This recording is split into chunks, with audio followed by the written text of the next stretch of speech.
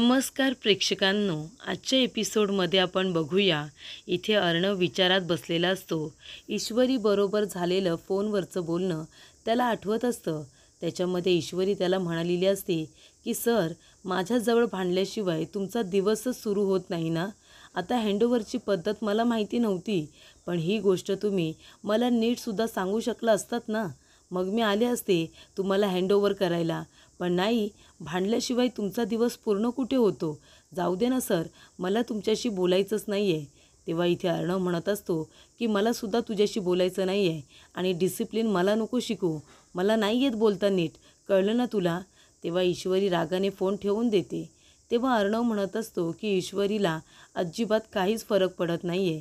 ती खरं तर खूपच जास्त नॉर्मल आहे. म्हणजे ऑफिस सोडल्यानंतर ती मात्र आनंदात आहे. पण इथे आता अर्णवला मात्र ऑफिस सोडल्याचा खूपच जास्त त्रास होत असतो. जेव्हापासून इथे ईश्वरीने रिझाईन केले तेव्हापासून अर्णव रेसलेस आहे. तेवढ्यात आकाश तिथे कामानिमित्त अर्णवला भेटायला येतो. आकाश म्हणत असतो की दादा, मी आपल्या समर कलेक्शनचं कॅटलॉग घेऊन आलो आहे.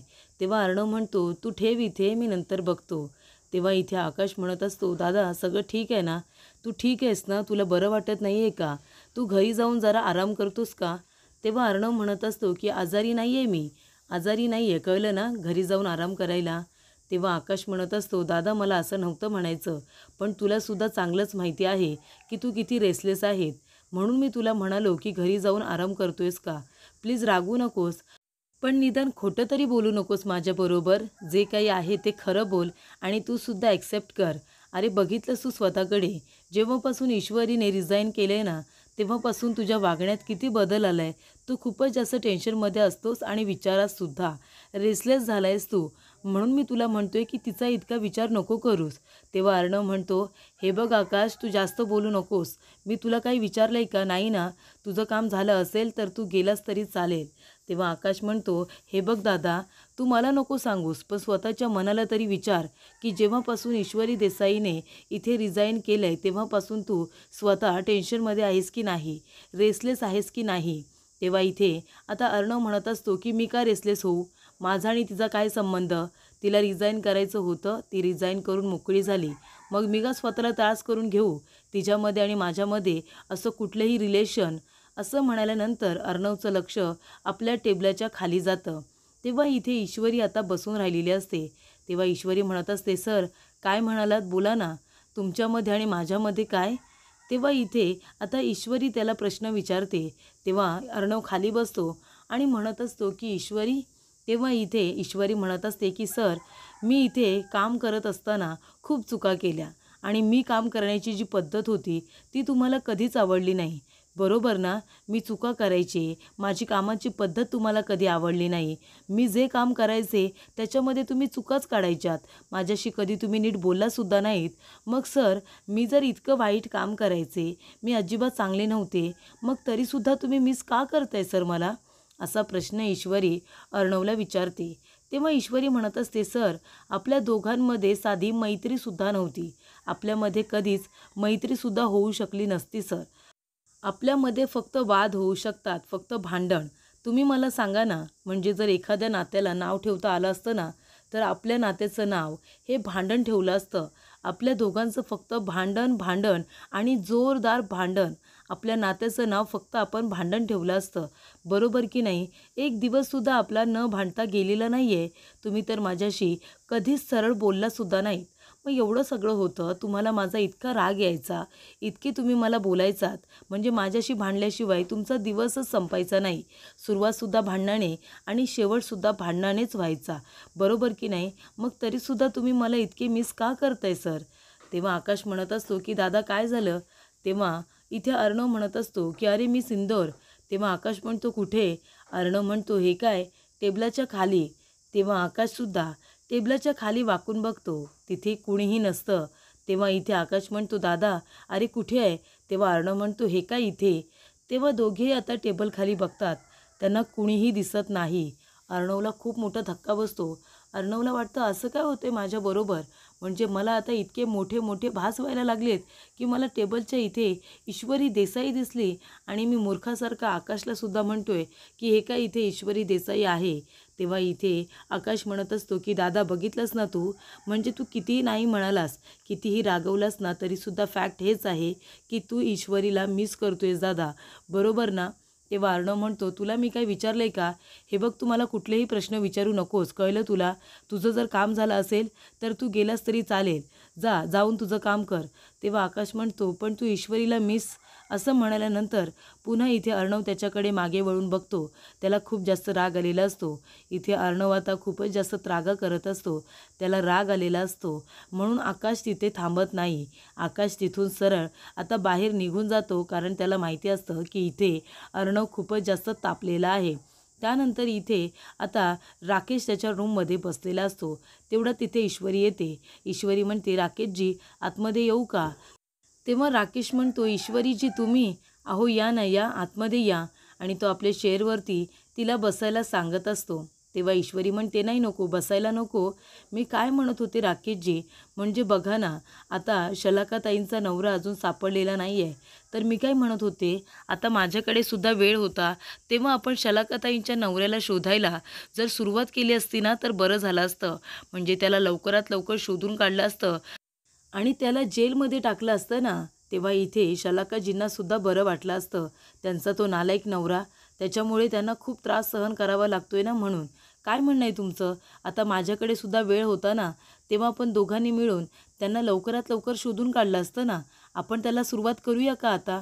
तेव्हा राकेश म्हणतो हो हो चालेल ना, माझ्याकडे पण वेळ आहे. आपण दोघेजणं मिळून त्या शलाकाजींच्या नवऱ्याला शोधून काढूया आणि त्याला चांगली शिक्षासुद्धा करूया. तेव्हा ईश्वरी म्हणते की राकेशजी, म्हणजे शलाकाजींचं असं अचानक जाणं आहे ना, मला काही पचत नाही आहे. म्हणजे त्या अचानक निघून काय गेल्या आणि गेल्यानंतर त्यांनी फक्त मला एक मेसेज केला आहे. तेव्हापासून त्यांचं माझ्याबरोबर काही बोलणंच झालेलं नाही आहे. सगळं काही ठीक असेल ना, की काही प्रॉब्लेममध्ये असतील, खरंच मला काहीच कळत नाही आहे. तेव्हा इथे राकेश म्हणत असतो आपल्या मनामध्ये, अरे देवा अगदी बरोबर, म्हणजे हे संशयास्पदच आहे. म्हणजे शलाकाजींनी फक्त एक मेसेज केला, इथे आता सारखे मध्ये मध्ये मेसेजेस केले पाहिजे. बरं झालं ईश्वरीजी मला इतकी छान आयडिया दिलीत. तेव्हा इथे आता राकेश म्हणत असतो पण ईश्वरी तुम्ही इथे ऑफिस का सोडलं? तुम्ही रिझाईन केलंत ना? तेव्हा ईश्वरी म्हणत असते की हो, तशीही मला नोकरी कायमस्वरूपी करायचीच नव्हती, म्हणून मी रिझाईन केले आता. आणि तसंही म्हणजे आता रिझाईन केलं तर माझ्याकडे वेळ आहे, म्हणून मी म्हणत होते की शलाकाजींच्या नवऱ्याला शोधूया. तेव्हा राकेश म्हणत असतो मग आता तुम्ही हा जॉब सोडला आहे, मग आता पुन्हा इंदोरला परत जाणार की इथे दुसरीकडे कुठे नोकरी करणार, दुसरा जॉब करणार आहात तुम्ही? तेव्हा ईश्वरी म्हणते नाही, अजून तसं काही ठरवलेलं नाही आहे. माझी आई येते ना, त्याच्यामुळे आई आल्यानंतर काय ते ठरवू. नाहीतर मग आम्ही परतसुद्धा जाऊ, नाहीतर आई म्हणाली तर थोडे दिवस अजून इथे राहू. तेव्हा इथे राकेश म्हणतो म्हणजे तुमच्या आई येत आहेत का? तेव्हा इकडे तुमच्या आई येत आहेत, तुम्ही नाही गेलात तिकडे? तेव्हा ईश्वरी म्हणत असते की मला आणि ताईला खूपच जास्त आईची आठवण येत होती. बाबांना कामामुळे जमत नाही आहे, म्हणून आई कसंबसं येते. आत्याने खास आग्रह करून तिला इथे बोलावून घेतलं आहे. आई आल्यानंतर थोडे दिवस आम्ही इथे राहू आणि बघू, जमलंच तर आम्हीसुद्धा मग इंदोरला परत जाऊ.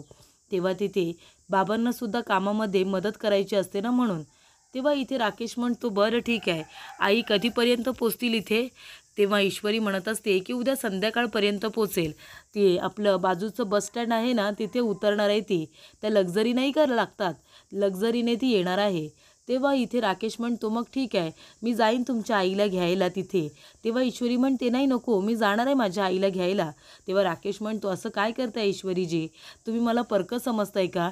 मी इतकं नाही करू शकत का तुमच्यासाठी? मला जाऊ दे ना आईंना घ्यायला. तेव्हा ईश्वरी म्हणते बरं बरं ठीक आहे, तुम्ही जा आईला घ्यायला, माझी काही हरकत नाही आहे. तेव्हा इथे ईश्वरी म्हणते बरं ठीक आहे, मी निघते आता. आणि ते निघून गेल्यानंतर इथे राकेश म्हणत असतो की अरे वा, म्हणजे भावी सासूबाई येणार आहेत तर वा बढिया, मी जातो ना त्यांना घ्यायला. आता हा जावई जाणार आणि त्यांना सुखरूपरित्या घरी घेऊन येणार. तर इथे प्रेक्षकांनो, राकेश इथे बसल्या बसल्या स्वप्न बघत असतो ईश्वरीबरोबर लग्नाची. त्यांचा जावई होण्याची स्वप्न इथे राकेश आता बघत असतो. तर अर्णव इथे चिडचिड करत असतो.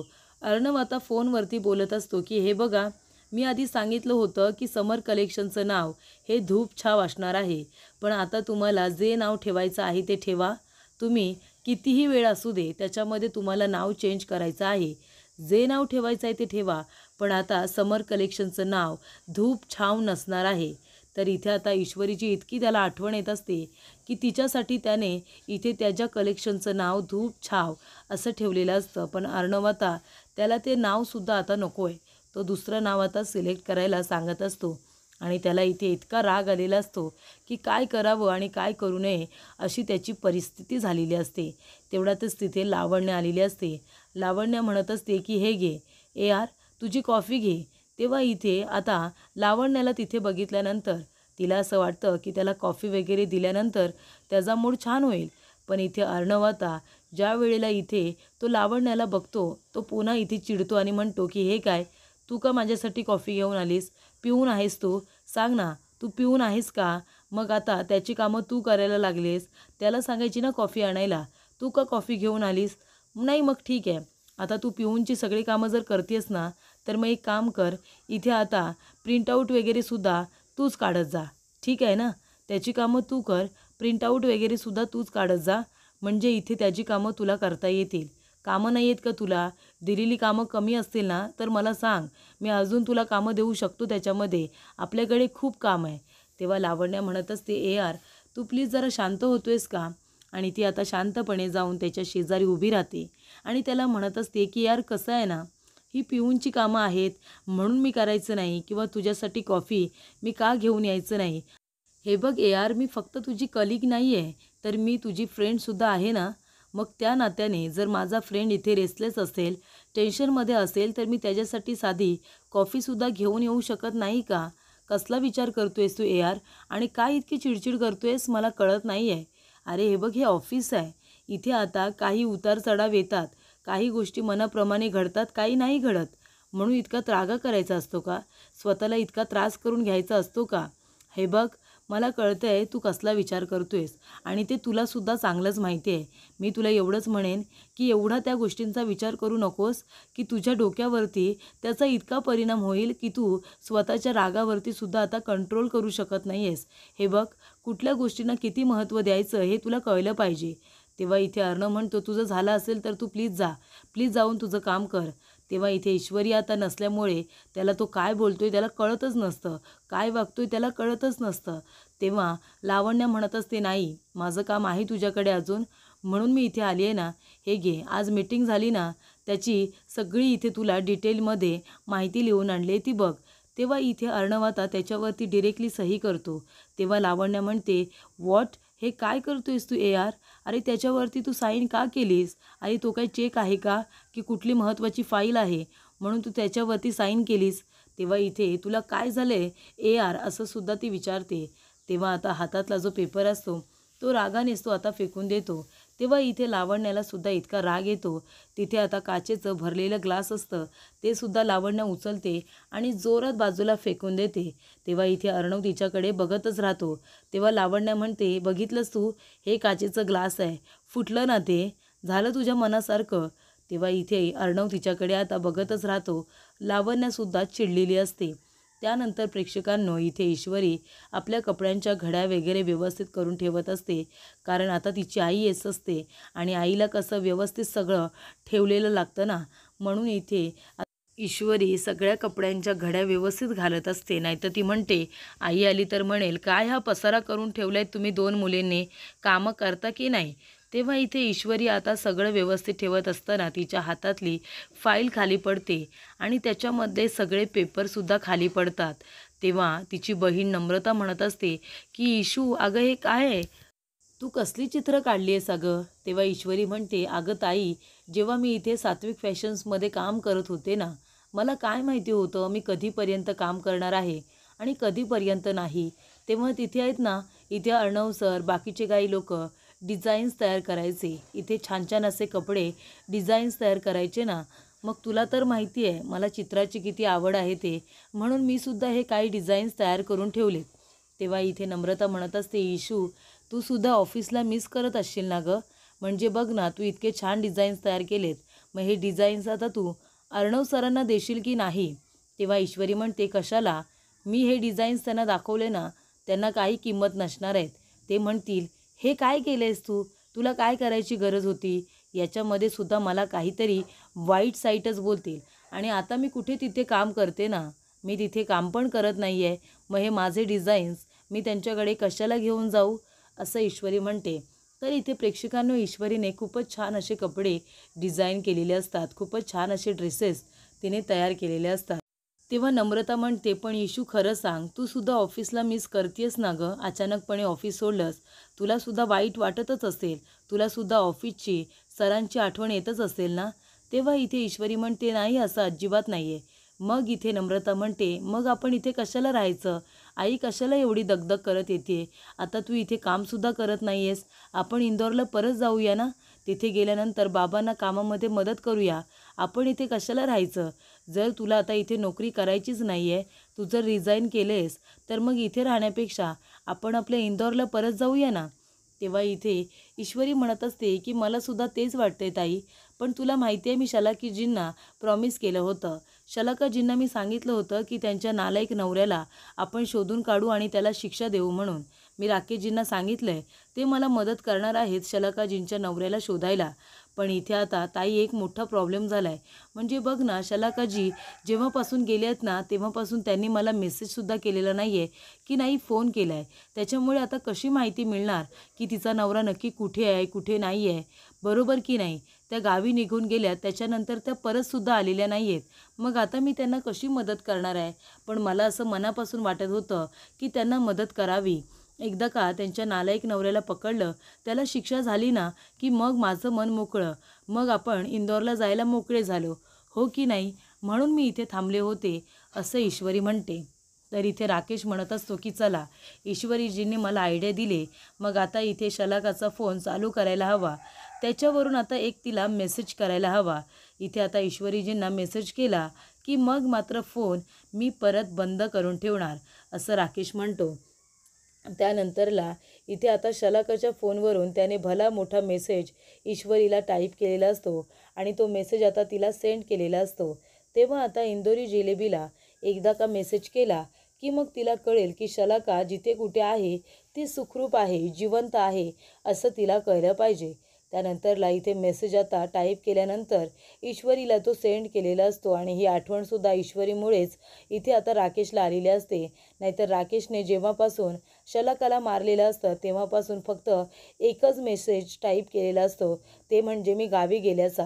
पण इथे आता हवा तेवढा मोठा मेसेज टाईप केलेला असतो, जो वाचताना इथे आता ईश्वरी म्हणत असते की शलाकाजींचा मेसेज आला आहे, म्हणजे त्या गावी गेलेल्या आहेत आणि आता देवाची कृपा म्हणजे त्यांचा नवरासुद्धा गावी पोचलेला आहे. तेव्हा शलाकाजी त्याच्यामध्ये लिहित असतात की ते मुंबईमध्ये नव्हतेच, ते कर्नाटकमध्ये एका आश्रमामध्ये ते लोकांची सेवा करत होते आणि त्यांना कळलं की मी गावी आले म्हणून, तेव्हा ते मला भेटायला गावीसुद्धा आलेले आहेत आणि नुसते आलेले नाही आहेत, तर ते खूपच जास्त सुधारलेले आहेत, माझी काळजी घेत आहेत. तर इथे राकेशजी यांनासुद्धा सांग की माझी केस आता घ्यायची गरज नाही आहे, माझा नवरा इथे परत आला आहे आणि त्यांच्यामध्ये इतकी सुधारणा झाली की ती माझी व्यवस्थित काळजी घेत आहेत.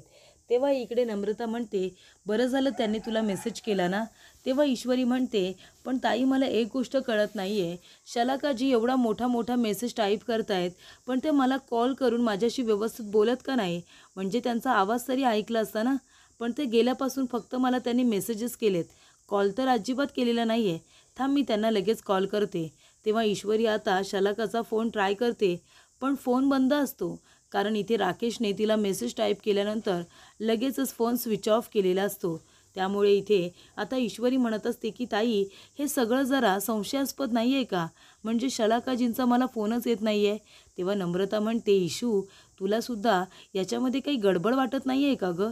तर इथे दोघींनासुद्धा आता संशय आलेला असतो की नक्कीच या सगळ्यामध्ये काही ना काहीतरी गडबड असू शकते.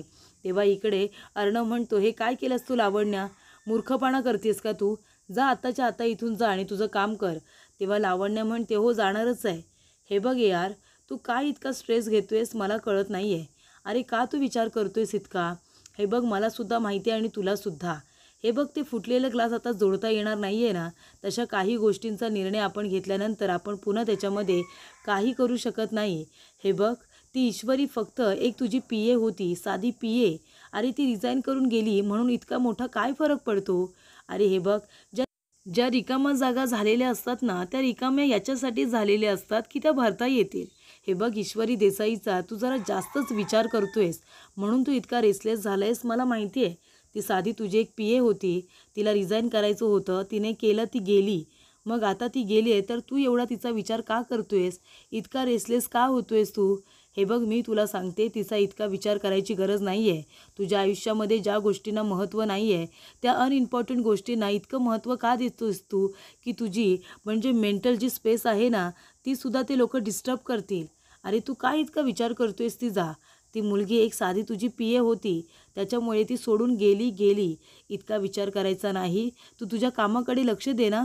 तेव्हा इथे आता अर्णव म्हणत असतो, ठीक आहे, तू आता गेलीस तरी चालेल. तेव्हा लावण्या म्हणते, ठीक आहे मी जाते, पण बघ त्या ग्लासकडे, ते ग्लास आता फुटलं आहे, ते पुन्हा जोडता येणार नाही आहे यार. असं म्हणून ती आता बाहेर जाते. तेव्हा इथे अर्णवला ईश्वरी बरोबर घालवलेले ते प्रत्येक क्षण आठवत असतात आणि त्याच्यामुळे तो खूपच जास्त इथे टेन्शनमध्ये असतो. त्याला आता तिची खरं तर आठवण येत असते. तिच्या असण्याची अर्णवला सवय झालेली असते आणि म्हणूनच तो तिला इथे वेड्यासारखं आता खूपच जास्त वेड्यासारखं मिस करत असतो. त्याला ती आजूबाजूला दिसायला लागलेली असते, असे त्याला भास व्हायला लागलेले असतात. इथे आता सगळ्यांच्या लक्षात येत असतं की ईश्वरी सोडून गेल्यामुळे इथे आता अर्णव किती बरं डिस्टर्ब झाला आहे हे त्याला बरोबर कळत असतं. तर पुढील भागामध्ये आपण बघूया प्रेक्षकांनो, इथे आता मधुश्री आलेली असते आणि ती बस स्टँडच्या तिथे राकेशची वाट बघत असते, कारण राकेश तिला घ्यायला जाणार असतो ना. तेव्हा इथे राकेशने एक नवीनच प्लॅन केलेला असतो, पोलिसांना फोन केलेला असतो आणि इथे ईश्वरीच्या आईला त्रास द्यायला सांगितलेला असतो. पोलीस तिथे येतात आणि तिला त्रास देत असतात. तेवढ्यातच तिथे अर्णव येतो आणि बघतो तर काय, एका बाईला पोलीस त्रास देत आहेत. तेव्हा अर्णव तिथे गाडी थांबवतो आणि जाऊन आता ईश्वरीच्या आईची मदत करणार असतो. तेव्हा इथे राकेशचं लक्ष जातं. तो म्हणतो की हे काय, अर्णव इथे? तर इथे आता राकेशच्या आधी अर्णवच तिथे जाऊन ईश्वरीच्या आईची मदत करणार असतो.